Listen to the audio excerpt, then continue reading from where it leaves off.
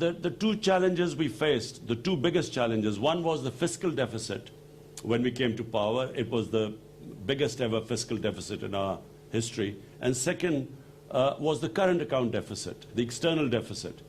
And that also was a record deficit. So the first year and a half really was stabilizing the economy to bring these deficits down. So cutting our expenditure, improving governance, and then improving the tax collection to remedy the fiscal imbalancing. And secondly was cutting down on our imports and trying to stimulate our exports, stimulate remittances into Pakistan, because that forms a considerable part of our foreign exchange earning. Foreign direct investment, which was improving, and fortunately is improving again. And then also clamp down on money laundering. Now, this is a big problem in the developing world where illegal, illicit flows of money leave our country to offshore accounts and so on. This illegal money. So we clamp down on that too. As a result, after 17 years, the last quarter, we had a current account surplus. This is after 17 years, so this was a big achievement, and which reflected on the stability of our currency, because we have, our currency is now floated and it's on a market-based exchange rate. So our current currency stabilized, in fact, gained in the last few months. And our exports started increasing, because previously our exchange rate was artificially kept high. As a result, the exports went down, and we had the biggest trade gap of $40 billion between import and exports. So our exports started improving. We also gave incentives to the export industry, to the industry in general. And so we are seeing, compared to all the other countries who've been hit by COVID, Pakistan is that fortunate country where our stock exchange shows that people have, the business community has confidence in us. Our exchange rate reflects that. We have now cement sales are highest in our history, which means that the construction, the incentives given to the construction sector have worked. So the construction sector is on the move, which means more employment. Our textile industry at the moment is running full. The hub of our the city, which is the hub of the textile industry, Faisalabad, they are short of labor right now. So the measures we took first stabilized and now are heading in the right direction. Of course, I say this because we do not now know, and we are praying that the second wave of COVID does not really make us take those measures which affect this, right trend, the country which is heading in the right direction. That CPEC is not exclusive to just China. CPEC is, first of all, it started with connectivity. It was a transport, a road network which connected various areas in Pakistan.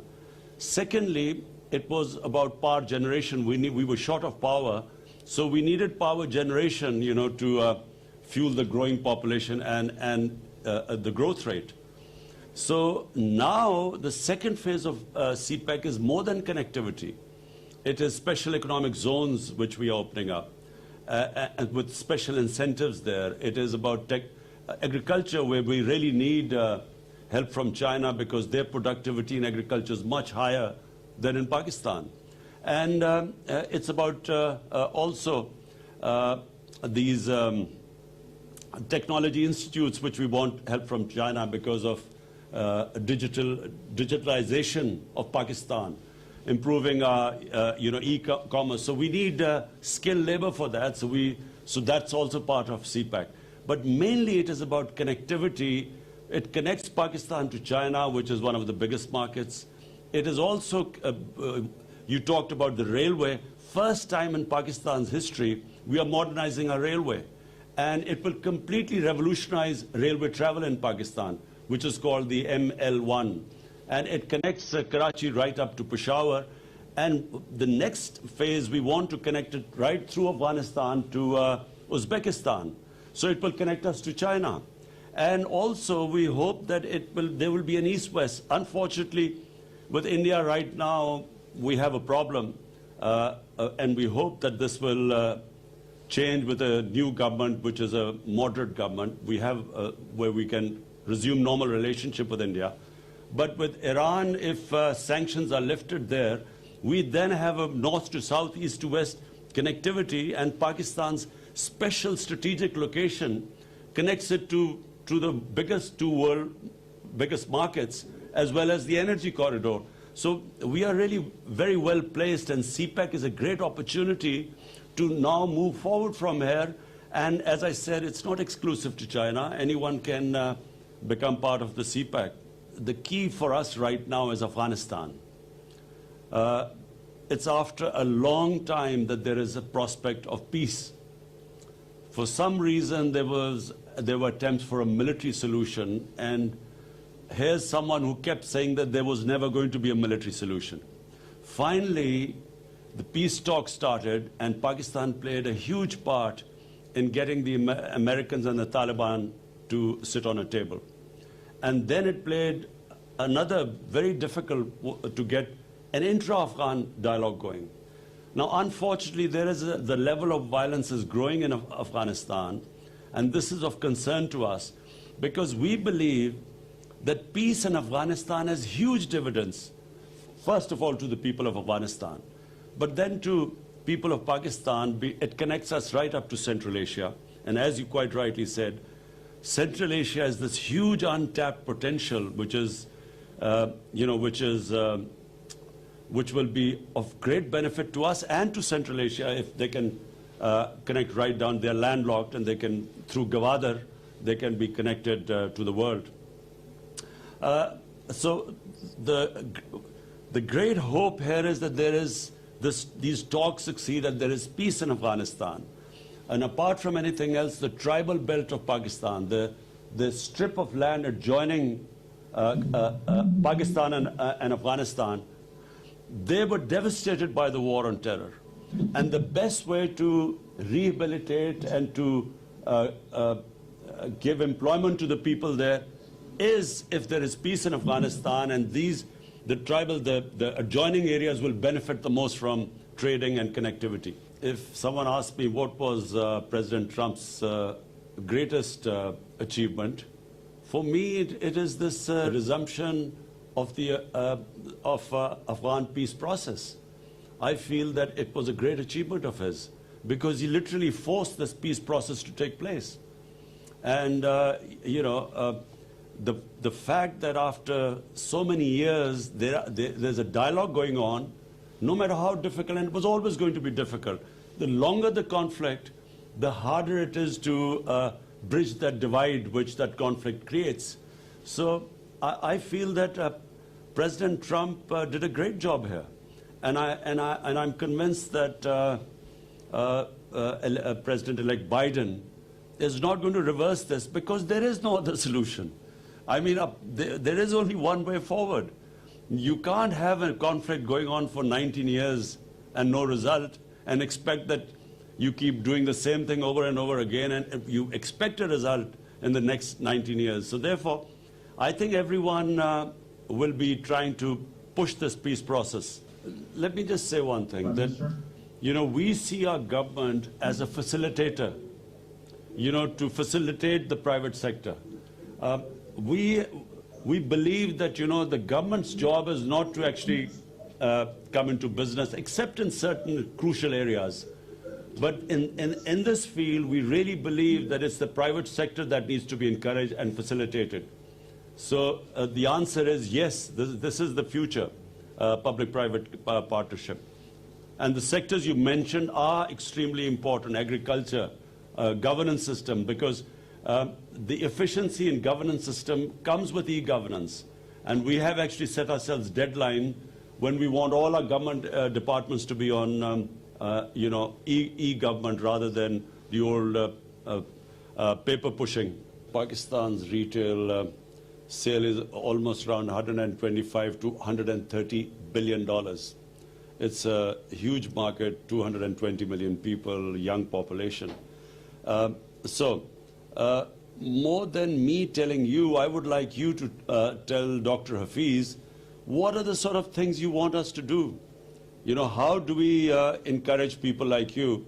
because, and you mentioned groceries, this is something which really we have been working on in the past 4 or 5 months because of our food inflation. And we want somehow to encourage wholesale or where the retail can get directly stuff from the farmers so that we can, the consumers can get low price groceries. And this has been a discussion going on within our government.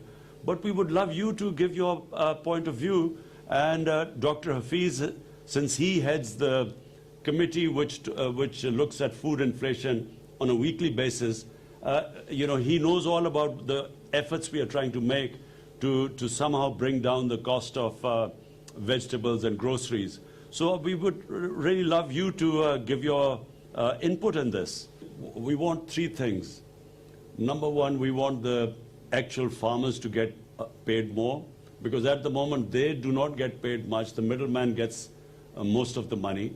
So the one who works hard, number one, we want him to get paid more. And secondly, we want the consumers to get a lower price. And thirdly, we would want our products to be graded.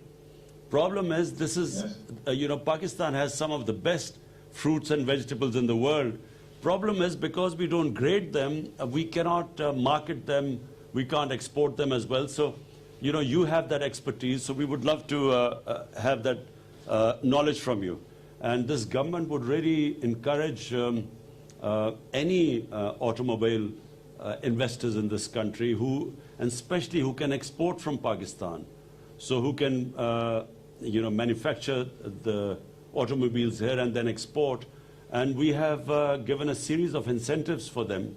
And in fact, there has been a growth, post-COVID, there has been a growth in the sales of motor cars in Pakistan.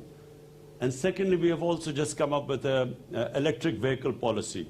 So that also we are encouraging right now, bearing in mind this government is very conscious of the environment and the global warming and climate change. We have taken various steps. And one of them is that we are now encouraging electric vehicles to be made in Pakistan. What 28 paces in the ease of doing business we've improved in 1 year. I can just say one thing, that in Pakistan, in 60s, we were a model for the developing world. Pakistan was industrializing quicker than any other country in Asia. And Pakistan was was given an example of success.